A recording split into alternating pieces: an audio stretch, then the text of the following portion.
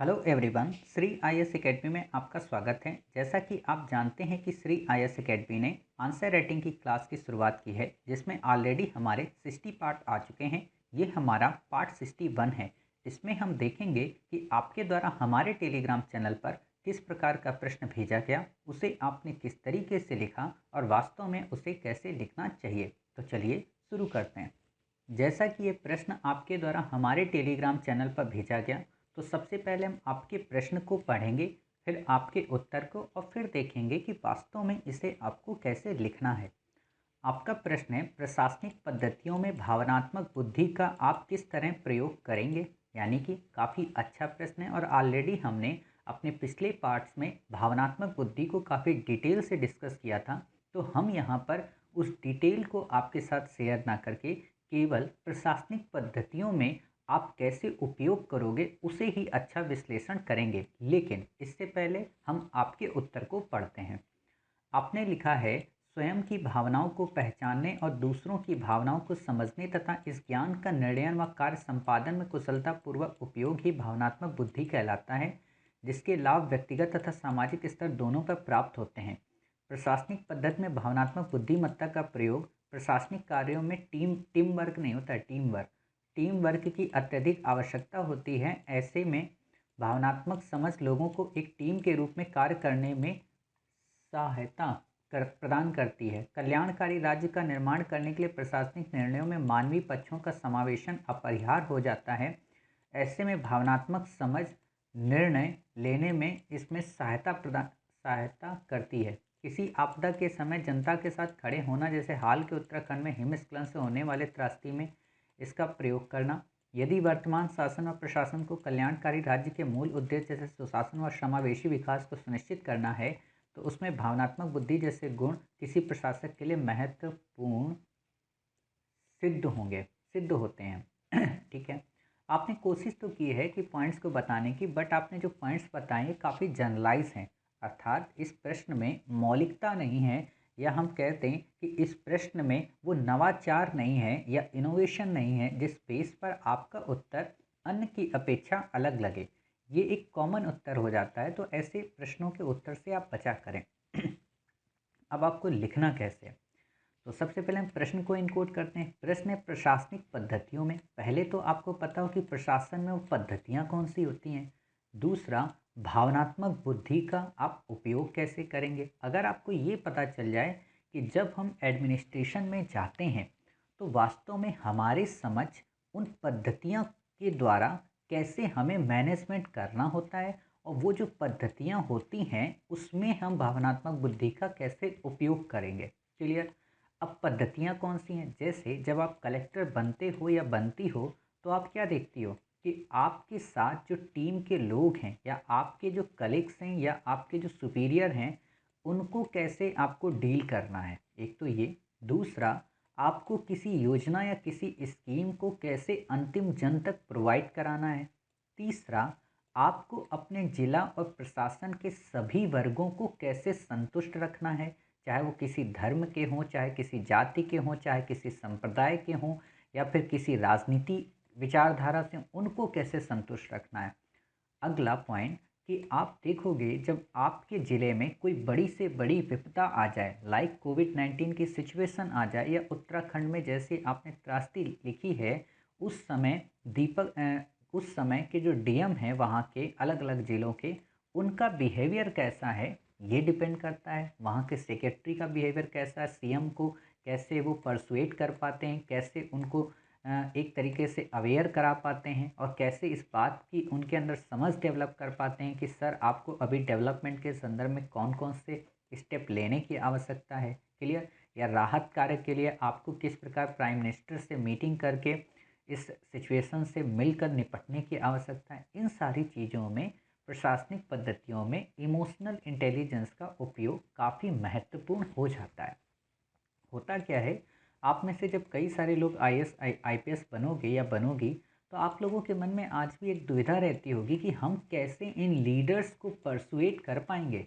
तो इन्हीं लीडर्स को परसुएट करने के लिए तो इमोशनल इंटेलिजेंस का आपके अंदर नॉलेज होना चाहिए। अब मान लीजिए आपने देखा, एक एग्जाम्पल के तौर पे, कि योगी आदित्यनाथ जी से आपको मिलना है, ठीक है। आपको क्या पता है कि योगी आदित्यनाथ जी से अगर हम जब मिलेंगे उत्तर प्रदेश में एज ए सीएम के रूप में, उनके साथ डील करेंगे, तो हमें उनको जब भी डीलिंग करना है तो उनके लिए कभी हम हिंदू धर्म के अगेंस्ट कोई बात नहीं करेंगे, पहली चीज़। लेकिन हम इस्लाम के अगेंस्ट भी बात नहीं करेंगे।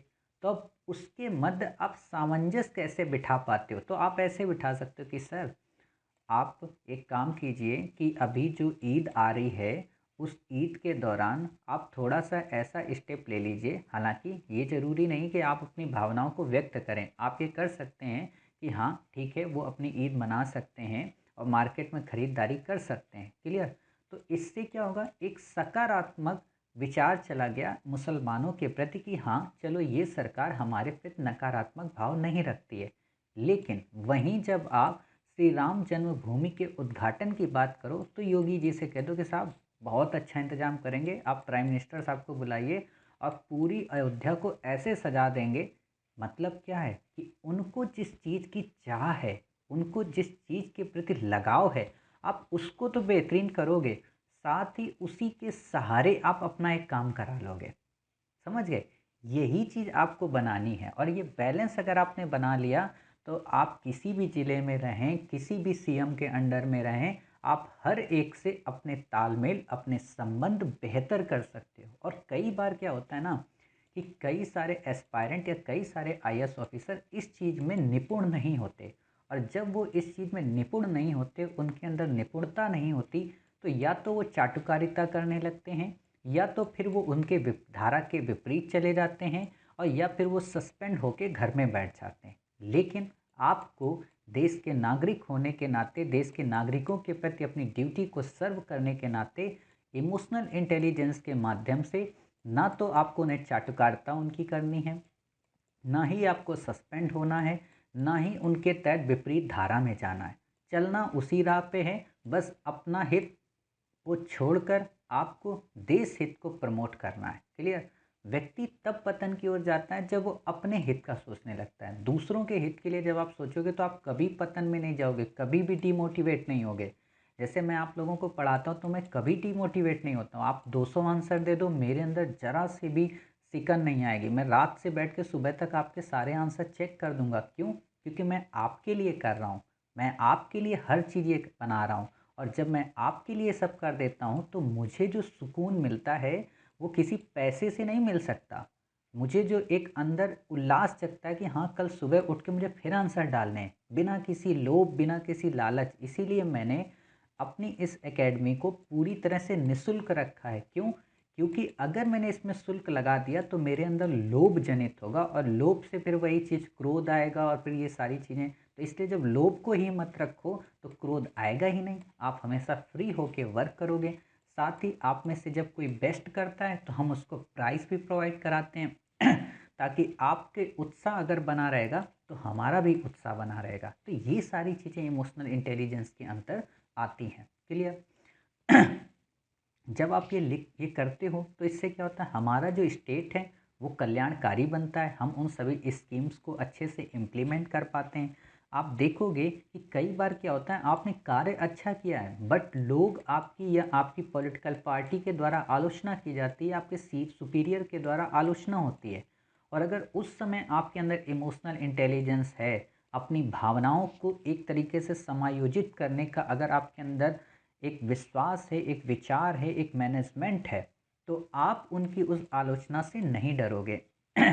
ठीक है? आपने एक हमेशा लाइन सुनी कि चिंता नहीं आलोचकों की, ना लालसा विश्राम की, कर्म पर मेरा ध्यान होगा। है ना? ये चीज़ें आपको हमेशा दिमाग में रखनी चाहिए कि हमें आलोचकों की चिंता नहीं करनी है। करने दो, जो आलोचक चिंता कर रहे करने, उनका काम है चिंता करना। ठीक? फिर आप देखिए, विभागों के मध्य हम क्या करते हैं, डिपार्टमेंट्स जितने होते हैं प्रशासन में, हम अगर इमोशनल इंटेलिजेंस है तो हम सबको एक साथ प्रमोट कर सकते हैं। प्रमोट का मतलब क्या? उनको इंक्रेज कर सकते हैं, भाई अच्छे से वर्क किया करो और आप लोग चिंतित मत हो, हम है ना, और रिश्वत इन सारी चीज़ों से दूर रहो। उनको इथिकल्स बातें हम जब सिखाएंगे, टीम मैनेजमेंट की तरह उनको बनाएंगे, तो उस ऑफिस का, उस डिपार्टमेंट का जो वर्क कल्चर है वो काफ़ी अच्छा हो जाएगा। क्लियर? तो इससे क्या होगा, जब वर्क कल्चर अच्छा हो जाएगा तो प्रशासन की जो प्रतिबद्धता है, प्रशासन की जो कर्तव्य निष्ठा है, वो अपने आप में एक नए रूप में प्रदर्शित होने लगेगी, जो कि नए भारत के लिए काफ़ी इम्पोर्टेंट है। इसीलिए आप देखोगे भारत सरकार ने स्कीम भी चलाई है, प्रगति, प्रोएक्टिव गवर्नेंस को प्रमोट करना। तो आप इस चीज़ में आप इसको लिख सकते हो। आप देखोगे जब ऐसी चीज़ें आप करते हो, लोगों को प्रमोट करते हो, आपने देखा होगा कि जब मैं आपके आंसर चेक करता हूँ तो मैं आपकी कभी आलोचना नहीं करता हूँ, मतलब ऐसे ही नहीं करता हूँ कि अरे आप आंसर नहीं लिख सकते हो। क्यों?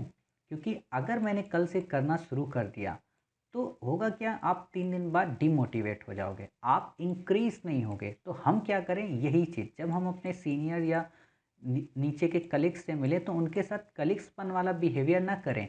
हम उससे कहें, अरे भाई, जैसे मान लो आप लेखपाल से मिलो और आपका लेखपाल जो है वो अभी नया है, आप उसको प्रमोट करो कि यार तू आईएएस की तैयारी करना, तू आईएएस बन जाएगा, तू आईएएस बन जाएगी, और तू अगर आईएएस बन जाएगी तो फिर मेरे को सैल्यूट क्यों मारेगी। अब ये चीज़ जब आप करते हो ना अपने नीचे के अधिकारी को, तो वो जानते हो क्या सोचता है, अरे हमारे साहब तो बड़े अच्छे हैं। और फिर उसी समय आप रात को अगर अपने लेखपाल को फ़ोन मिलाओगे ना, हालांकि वो आएगा फिर भी, ऐसा नहीं क्योंकि आप उसके बॉस हो, लेकिन रात को आप फ़ोन मिलाओ और उससे कह दो कि अरे सुमन, अरे सुनील, एक काम करो ना, यहाँ पे ये काम पूरा करना ज़रा हो जाएगा, तो वो भाई साहब सुबह तक आपका काम कर देगा। क्यों? क्योंकि उसके अंदर ये भाव निहित हो गया कि अरे हमारे साहब बहुत अच्छे हैं।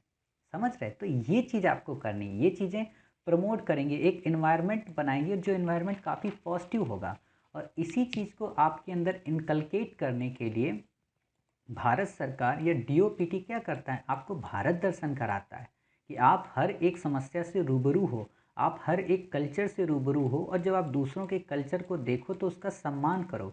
आप में से कई सारे लोगों ने एक वीडियो देखा होगा, और नहीं देखा तो आप उसको ध्यान से देखिए। देखिए होता है कि आप लोग जब कोई चीज़ देखते हो ना, तो उसे देखने के नज़रिए से देखते हो। आप हर चीज़ को अपनी पढ़ाई के नज़रिए से देखा करो। अगर आप गाना सुन रहे हो तो भी पढ़ाई के हिसाब से सोचो, आप कोई प्यार मोहब्बत वाली मूवी देख रहे हो तो उसको भी पढ़ाई से ही जोड़ो अपनी। हर एक चीज़ को अगर आपने पढ़ाई से जोड़ना शुरू कर दिया ना, तो आपके पास इतने पॉइंट्स हो जाएंगे, इतना ब्रॉड नोट्स हो जाएगा जो दुनिया में किसी के पास नहीं होगा। क्लियर? तो जैसे कि मैं एक दिन एक वीडियो देख रहा था अजीत डोभाल सर का। अजीत डोभाल सर, आपको पता हो जब दिल्ली राइट्स हुए थे पिछले लास्ट ईयर, तो वहाँ पे अजीत डोभाल सर को भेजा गया था। और अजीत डोभाल सर जब वहाँ पर गए दिल्ली राइट्स के लोगों से जब मिलने, तो जो पीड़ित लोग थे, तो उनसे जानते हो कैसी बात कर रहे थे, अब देखना, उनसे हिंदी में भी बात कर रहे थे, इंग्लिश में भी बात कर रहे थे, उर्दू में भी बात कर रहे थे। अब वो उर्दू में क्यों बात कर रहे थे? क्योंकि वो मुस्लिम कम्युनिटी से मिलने गए, और उन्होंने जब उर्दू में बात की तो वो बात मुस्लिम कम्युनिटी के हृदय तक में समा गई। जब हम किसी को उसी की भाषा में बात करते हैं ना, मतलब उसी की शैली में, तो उसको लगता है अरे यार ये तो हिंदू है और फिर भी हमसे उर्दू में बात कर रहा है। जैसे आप कोई मुस्लिम व्यक्ति हो और आप जब उससे मिलें, उससे फ़ोन कॉल्स करें और उससे आप ये कहें अस्सलाम वालेकुम, तो उसको एक फीलिंग आएगी, उसके अंदर एक आत्मीयता जगेगी, अरे ये हिंदू होकर भी हमसे ऐसे बातें कर रहा।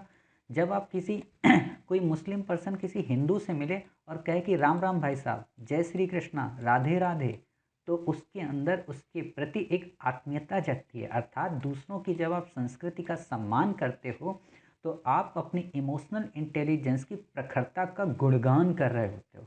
और ये ज़रूरी है। क्यों? क्योंकि एक भारत और श्रेष्ठ भारत की नींव इसी पर रखी है। समझ रहे? तो आप ये कर सकते हो। आप फिर ये बताओगे कि जो व्यक्ति के अंदर स्वभाव में आक्रामकता आती है, आप देखोगे कई सारे आईएएस ऑफिसर्स या प्रशासिका होती हैं, उनके अंदर बड़ा एग्रेशन होता है, बड़ी जल्दी वो क्रोधित हो जाती हैं। लेकिन जब आपके अंदर इमोशनल इंटेलिजेंस होगा तो आप कितने भी भीड़ में, आप कितनी भी समस्याओं लोगों की सुन रहे होगे, आप वहाँ क्रोधित नहीं होगे। आपने देखा होगा अभी लास्ट, मैंने पिछले 7 महीने पहले एक वीडियो देखा था। एक कलेक्टर साहब ने क्या किया कि एक बूढ़े बुजुर्ग इंसान को भगा दिया, मतलब बड़ा बदतमीजी टाइप का व्यवहार किया और उनको भगा दिया। वो वीडियो जब वायरल हुआ तो वो कलेक्टर साहब सस्पेंड हो गए। क्यों? क्योंकि उनके अंदर इमोशनल इंटेलिजेंस नहीं था। उन्होंने ये नहीं देखा कि वो वृद्ध इंसान जो सुबह से वेट कर रहा है और उसका नंबर जब 4 बजे आया तो आप कह रहे हो कि मीटिंग का टाइम ख़त्म हो गया। अर्थात उस वृद्ध के ऊपर क्या व्यतीत हो रहा होगा, ये आप नहीं समझ पाए। ये आप इसलिए नहीं समझ पाए क्योंकि आप एसी चैम्बर से पढ़कर निकलने वाले स्टूडेंट्स रहे थे। आपके अंदर इमोशनल इंटेलिजेंस नहीं था, आपके अंदर गरीबी और लगनता की वो भूख नहीं थी। अर्थात आपने उन लोगों के साथ बैठकर अपना समय व्यतीत ही नहीं किया। इसीलिए आप देखना, जो गांव के आईएएस ऑफिसर्स होते हैं, आप जैसे लोग जब आईएएस ऑफिसर्स बनेंगे और जब देश का आप प्रतिनिधित्व करेंगे तो आप आए दिन न्यूज़ में रहेंगे। क्यों? क्योंकि आपके अंदर इमोशनल इंटेलिजेंस है, आप दूसरों की संवेदना, दूसरों की वेदना को समझते हो और उसको अपनी प्रज्ञा के आधार पे, अपनी प्रखरता के आधार पे उस समस्या का समाधान करते हो।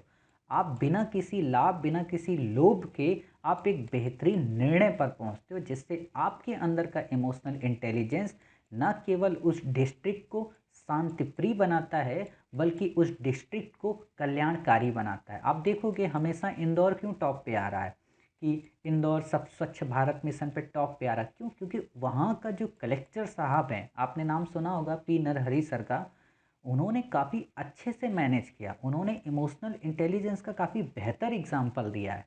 तो आप उनको कभी देखना, उनकी बायोग्राफी, ऑटोबायोग्राफी, आपको बड़ा अच्छा लगेगा। क्लियर? तो आप ऐसे इसमें इस्तेमाल कर सकते हो। साथ ही आप देखोगे कि आपने कोई गोल डिसाइड किया एज अ कलेक्टर कि इस ज़िले में हमें ये काम करना है, तो वो सारे ऑफिसर, सारे आपके कलीग्स उस काम में बड़ी निष्ठा से लग जाएंगे। क्यों? क्योंकि उनको पता है जब कलेक्टर साहब को ज़िले का अवार्ड मिलेगा तो वो स्वयं अवार्ड के प्रति अपने आप को ये नहीं कहेंगे कि हाँ हमने किया, बल्कि वो ये कहेंगे कि हमारी टीम ने किया, और अपने उस अवार्ड का श्रेय अपने सभी कलीग्स के साथ शेयर कर देंगे। क्लियर? अर्थात अपनी सफलता में वो सबको साझीदार बनाएंगे और अपनी विफलता में केवल स्वयं को उत्तरदायी ठहराएंगे। ये चीज़ें जब होती हैं ना, तो आपके प्रशासन या आपके एडमिनिस्ट्रेशन का जो वर्क कल्चर है वो काफ़ी बेस्ट हो जाता है। इससे आपके, ये कब होगा? जब आपके अंदर इमोशनल इंटेलिजेंस होगा। एक लाइन आप हमेशा याद रखिएगा, गलती किसी की भी हो आपकी लाइफ में, गलती किसी की भी हो, हमेशा अपनी मानना। जब आप ऐसा करने लगते हो तो आप इमोशनल इंटेलिजेंस से भी एक कदम आगे निकल जाते हो, और आप उस पर्सन के प्रति ही नहीं, उस सोसाइटी के प्रति, उस संस्थान के प्रति आपका बिहेवियर काफ़ी अच्छा होता है, और वो संस्थान और वो सोसाइटी नित्य प्रगति करती रहती है। क्लियर? आप ऐसे कुछ पॉइंट्स को इसमें ऐड कर सकते हो। और लास्ट में आप यहाँ पे निष्कर्ष में बता सकते हो कि भारत सरकार के द्वारा चलाया गया नए भारत के कर्मयोगियों को गढ़ने के लिए कर्मयोगी मिशन इसी की एक संकल्पना पर आधारित है, जिसमें इमोशनल इंटेलिजेंस को स्टूडेंट्स के अंदर या अभ्यर्थियों के अंदर, एस्पायरेंट्स के अंदर इनकलकेट करने की कोशिश की जाएगी। क्लियर? और आपको पता है कि कर्मयोगी मिशन की थीम ही हमारा आईएएस है, श्री आईएएस एकेडमी। क्लियर? तो उम्मीद है आपको ये उत्तर अच्छा लगा होगा। मिलते हैं आप ही के द्वारा भेजे गए एक नए प्रश्न के साथ। तब तक अपना ख्याल रखिए और स्वस्थ रहिए।